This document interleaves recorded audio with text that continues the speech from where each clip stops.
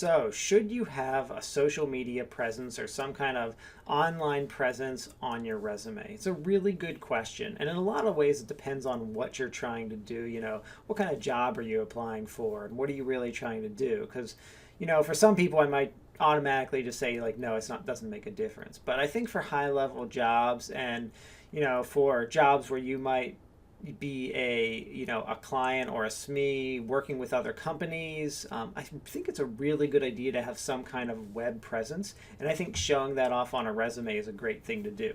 Do I think you should just have a link to your Facebook profile on your resume? Absolutely not. I don't see any reason why someone would do that.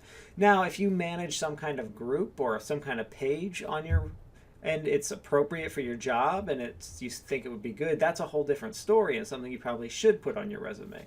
But I don't think you need a link to your Facebook profile on your resume. Now, something like LinkedIn might be much more appropriate to have that on your resume so that they can see it's on your resume and your contact information. They might want to contact you or look it up to get a better picture, better idea of what your experience is, see when people have, said this person has this skill or something like that. So in that instance, it can be really good. Something even like Instagram, if you have a portfolio and it's all on your Instagram account, maybe putting the link to it, it would be a good idea as well. But in general, I don't think putting your Instagram link is a great idea. You need to have some kind of reason why you would do it. So no, your Facebook private page, no, there's no reason that should be on your resume.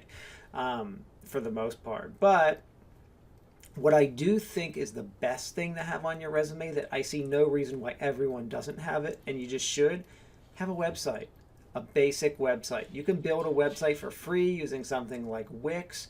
There's no reason you shouldn't have a really simple free website. You can use Google Sites, Wix.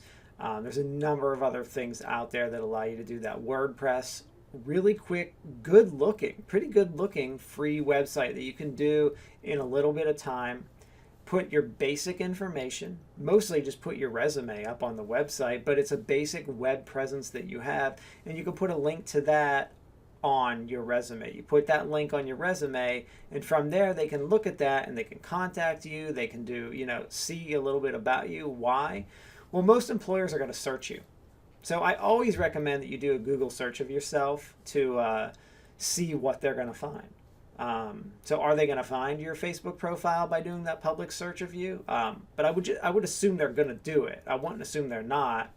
But one of the reasons that you have a website is you want to try to make something that shows up first. Like you want to say, I know you're going to search me, so let me put some information out there that I actually want you to find. It's better than them digging through and finding like some old arrest record from when you were 21 in college and made a bad choice. So, put other things out there that you actually want them to find. I really think that, I see no reason why all students graduating from college shouldn't have their own their own website, and they don't. All students from my program, I try to make sure they have their website, assuming they take the right classes. They definitely will. But it really, really helps. And, I'm in instructional technology, so I like to see students having that. I would expect every applicant for a job in my field to have a resume or a website, definitely. But as far as putting like your social media link on it, I think if you can justify why you want to do it, I think it's a good idea. That's really what I tell people when they're looking at their resume. If right away you're like, oh, this would be good because of X, Y, Z, you should probably do it. So I think that just having your Facebook, no. But maybe LinkedIn, okay, that could work. Again, the Facebook group or page you manage that is popular, or there's some reason why you want to post it, sure.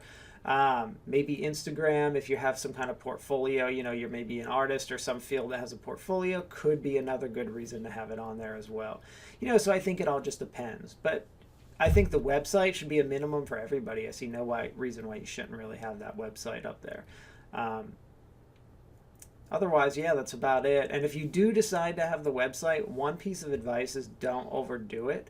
I see a lot of people create there first. I tell my students to create a website, like my undergrads, and they put a lot of information out there that's really specific in that it's going to change. Like their resume won't, or their website won't really look like that 4 months from now. When I ask them, make sure you go in and edit this thing.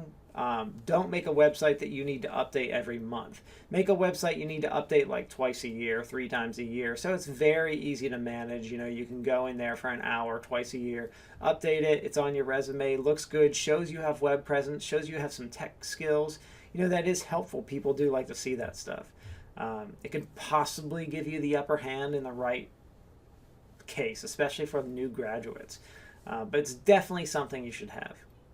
Thank you.